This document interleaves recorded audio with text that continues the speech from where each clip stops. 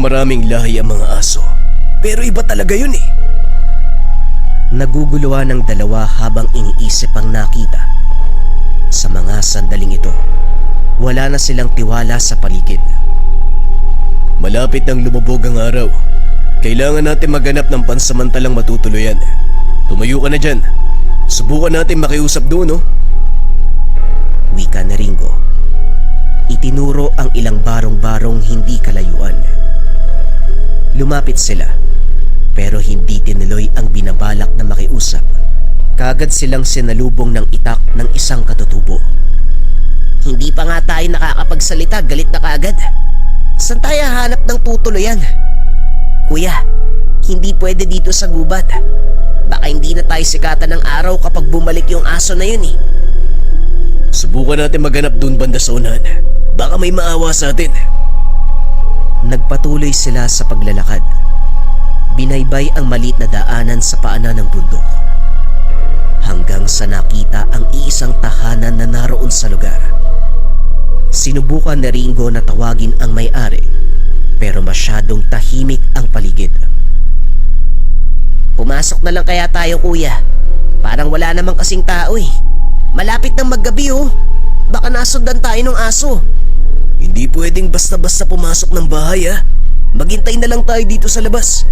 Baka mamaya umuwi yung may-ari. Mapagkamalan tayo magdanakaw eh. Naghintay ang dalawa hanggang sa sumapit ang dilim. Parehong nakaidlip. Buwat ng pagod sa kakalakad at kakatakbo. Nagising na lamang nang mapansin ang presensya sa harapan. Kagad lumayo nang makita ang matandang galit at may hawak na itak. Sino kaya? Ano ginagawa niyo sa tahanan ko? Ano balak niya? Wika ng matanda. Hindi binababa ang hawak na patalim. Teka Manong, kumalma naman po kayo. Hindi kami masamang tao. Sa katunayan, inaantay namin kayo eh. Ako si Ringo. Ito naman yung kapatid ko si Roland. Makikiusap po sana kami kung pwedeng makituloy sa inyo. Alis din kami bukas ng umaga. Ay nako, sabi na nga ba eh. May naligaw na naman. Ang tigas ng ulo ng mga tao ngayon.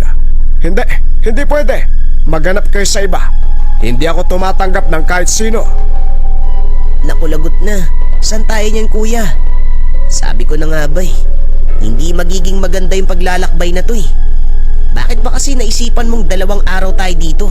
Dati naman umuwi tayo kagad pagsapit ng hapon eh. Roland, pwede ba wag mo ko sisihin? Oo, kasalanan ko.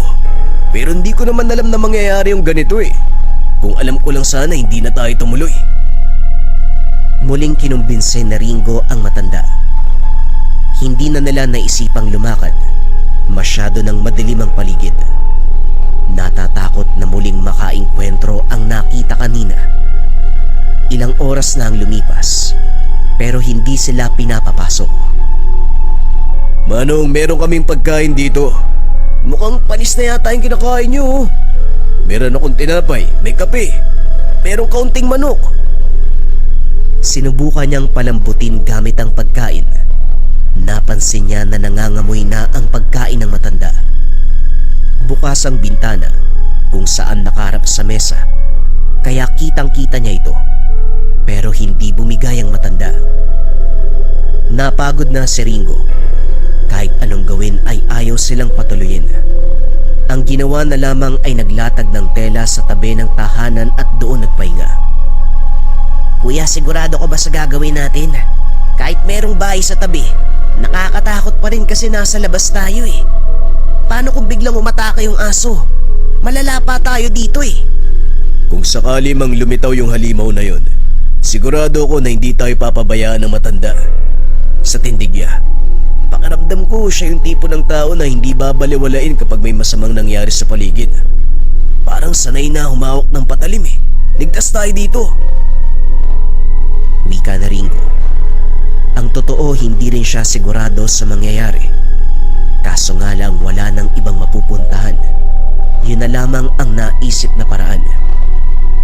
Kanya-kanya sa pagtalukbong ng kumot dahil maginaw ang paligid. Ilang oras ang lumipas.